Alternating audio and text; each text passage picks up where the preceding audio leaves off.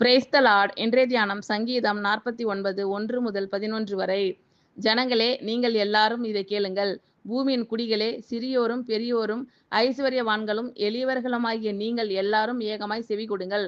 என் வாய் ஞானத்தை பேசும், என் இருதயம் உணர்வை தியானிக்கும். என் செவியை ஊமை மொழிக்கு சாய்த்து என் மறைபொருளை சுரமண்டலத்தின் மேல் வெளிப்படுத்துவேன். என்னை தொடர்கிறவர்களுடைய அக்கிரமமும் என்னை சூழ்ந்து கொள்ளும் தீங்கு நாட்களில் நான் பயப்பட வேண்டியதென்ன? தங்கள் செல்வத்தை நம்பி தங்கள் திரளான ஐசுவரியத்தினால் பெருமை பாராட்டுகிற ஒருவனாவது தன் சகோதரன் அழிவை காணாமல் இனி என்றைக்கும் உயிரோடு இருக்கும்படி எவ்விதத்தினால் ஆவது அவனை மீட்டு கொள்ளவும் அவன் நிமித்தம் மீட்கும் பொருளை தேவனுக்கு கொடுக்கவும் கூடாதே. அவர்கள் ஆத்ம மீட்பு மிகவும் அருமையாய் இருக்கிறது, அது ஒருபோதும் முடியாது. ஞானிகளும் மரித்து அஞ்ஞானிகளும் நிர்மூடரும் ஏகமாய் அழிந்து தங்கள் ஆஸ்தியை மற்றவர்களுக்கு வைத்து போகிறதை காண்கிறான். தங்கள் வீடுகள் நித்திய காலமாகவும் தங்கள் வாசஸ்தலங்கள் தலைமுறை தலைமுறையாகவும் இருக்கும் என்பது அவர்கள் உள்ளத்தின் அபிப்பிராயம்.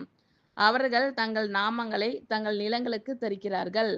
ஜனங்களே, நீங்கள் எல்லாரும் இதை கேளுங்கள்.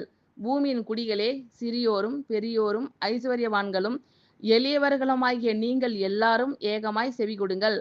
என் வாய் ஞானத்தை பேசும், என் இருதயம் உணர்வை தியானிக்கும். என் செவியை ஊமை மொழிக்கு சாய்த்து என் மறைபொருளை சுரமண்டலத்தின் மேல் வெளிப்படுத்துவேன். என்னை தொடர்கிறவர்களுடைய அக்கிரமமும் என்னை சூழ்ந்து கொள்ளும் தீங்கு நாட்களில் நான் பயப்பட வேண்டியதென்ன?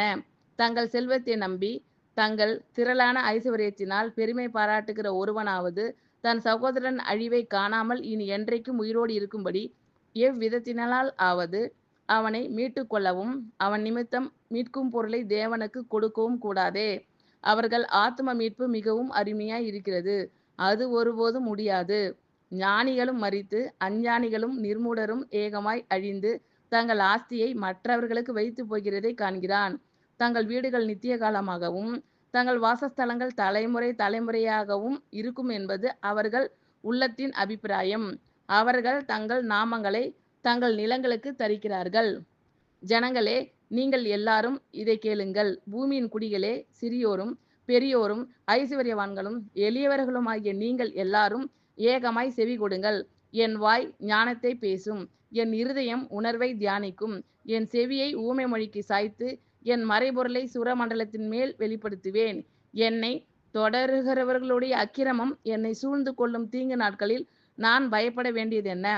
தங்கள் செல்வத்தை நம்பி தங்கள் திரளான ஐசுவரியத்தினால் பெருமை பாராட்டுகிற ஒருவனாவது தன் சகோதரன் அழிவை காணாமல் இனி என்றைக்கும் உயிரோடு இருக்கும்படி எவ்விதத்தினால் ஆவது அவனை மீட்டு கொள்ளவும் அவன் நிமித்தம் மீட்கும் பொருளை தேவனுக்கு கொடுக்கவும் கூடாதே. அவர்கள் ஆத்ம மீட்பு மிகவும் அருமையாய் இருக்கிறது, அது ஒருபோதும் முடியாது. ஞானிகளும் மரித்து அஞ்ஞானிகளும் நிர்மூடரும் ஏகமாய் அழிந்து தங்கள் ஆஸ்தியை மற்றவர்களுக்கு வைத்து போகிறதை காண்கிறான்.